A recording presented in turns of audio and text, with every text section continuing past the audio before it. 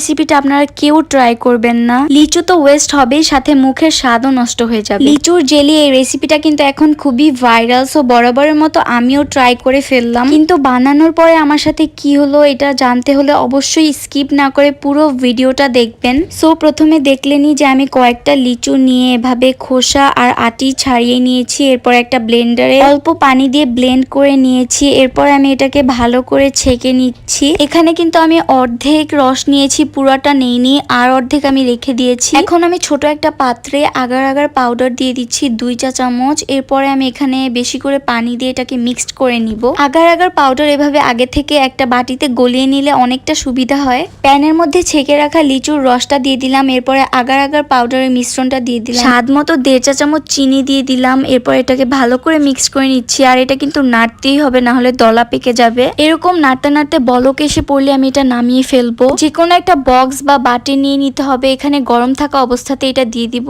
আর এটা 20 মিনিটের মতো আমি ফ্রিজে রেখে দিলে এটা জমে যাবে। বাকি লিচুর রসের সাথে আমি পানি মিক্সড করে এটা প্যানে দিয়ে দিচ্ছি।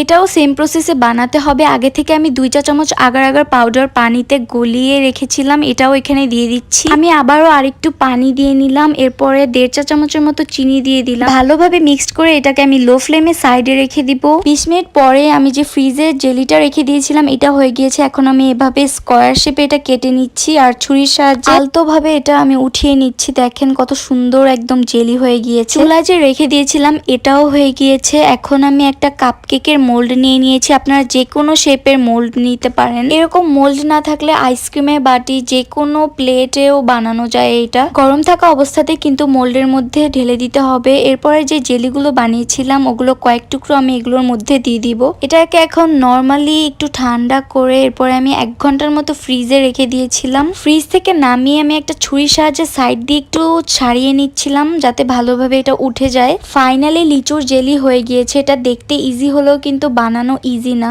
এত এফোর্ট দিয়ে ভিডিও করে কষ্ট করে বানানোর পর যখন এটা আমি টেস্ট করলাম, ভাই রে ভাই এত বাজে খেতে যা বলার বাহিরে। যারা যারা এই রেসিপিটা বানিয়ে শেয়ার করেছে তারা সবাই বলেছে এটা খেতে নাকি অনেক মজা। শুধু শুধু মিথ্যা কথা বলে লাভটাকে আমি বুঝলাম না। এখন কেউ কেউ কমেন্ট করতে পারে যে সবার টেস্ট সেম না। ভাই আমার ফ্যামিলির সবাই ট্রাই করেছে আর একদমই ভালো লাগেনি তাদের কাছে। এক বাইট খেয়েই আমরা আর খেতে পাইনি। লাস্টে আমার এটা সব ফালিয়ে দিতে হয়েছে। আমরা যারা রেসিপি শেয়ার করি যদি এরকম মিথ্যা কথা বলি, আমাদেরটা দেখে যারা বানায় তাদের শুধু শুধু এরকম কষ্ট করে সবকিছু ওয়েস্ট হয়ে যায়। সো আমি আপনাদের বলবো এই রেসিপিটা একদমই ট্রাই করবেন না। কারণ একটা জিনিস বানিয়ে যদি এটা খেতে ভালো না লাগে তাহলে কিন্তু নিজের কাছে অনেক খারাপ লাগে। সো আজকের ভিডিওটি এই পর্যন্তই ছিল। ভালো লাগলে please like, comment, share and do follow my page. Thanks for watching. See you in next video. Till then, Allah Hafiz.